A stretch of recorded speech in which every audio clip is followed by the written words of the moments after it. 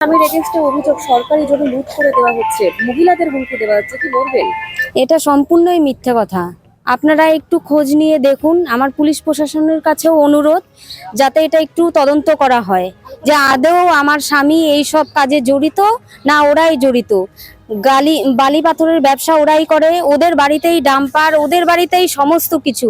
আর ওরা যখন যেই দলে ইচ্ছা হচ্ছে আসছে, এক সময় নির্দলের প্রার্থী হলো, কোনো সময় বিজেপি করছে, এখন নিজেরাই বলছে তৃণমূলের লোক আমরা, নিজেরাই বলছে আবার তৃণমূলের মদতে এইসব হচ্ছে। তো এগুলো কি? আমরা ওদের মতো এরকম গিরগিটির মতো রং বদলাতে পারি না।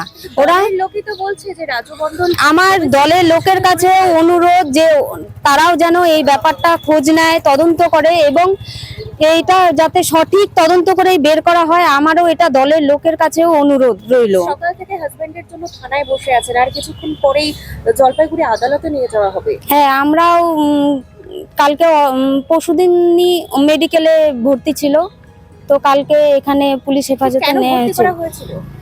ওরা হচ্ছে গোপাল বর্মন, জ্যোতিষ বর্মন, তপন বর্মন, ওদের বাড়ির আরো ফ্যামিলি, তারপরে ওদের মেয়ে ছেলেরা সবাই মারধর করেছে ওদের উপরে। প্রথমে অশ্লীল ভাষায় গালিগালাজ করেছে, যার জন্য আমার স্বামী ওদেরকে বোঝাতে গেছিল, বলতে গেছিল। ওটাই ওদের রাগ। ওদের হাতে দাও, কারো হাতে রড, কারো হাতে বাঁশ, কারো হাতে দেখলাম কোদাল। একজনকে মাথার মধ্যে মাথা কেটে দিয়েছে কোদাল দিয়ে, বাড়ি মেরে পা ভেঙে দিয়েছে। মাথার 10টা সেলাই আছে ওনার। তো এটাই ওদের রাগ। এবং যেহেতু পঞ্চায়েতের গায়ে এরা আগেও মারধর করেছিল, ও 5 দিন ঠেলামাছ নার্সিংহোমে ভর্তিও ছিল এই হোলির ঘটনা।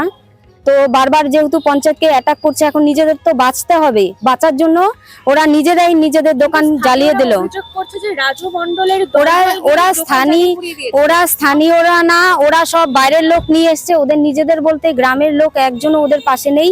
ওরা সব ভাই, ওরা সব কাকা, ওরা সব ভাস্তা, এবং কি ওদের যত বাইরের আত্মীয় স্বজন আছে ওদেরকে এনে বলছে এগুলা আমাদের গ্রামের লোক। এটাই। আমার নাম ঝুমা মণ্ডল, আমার হাজবেন্ড হচ্ছে রাজু মণ্ডল।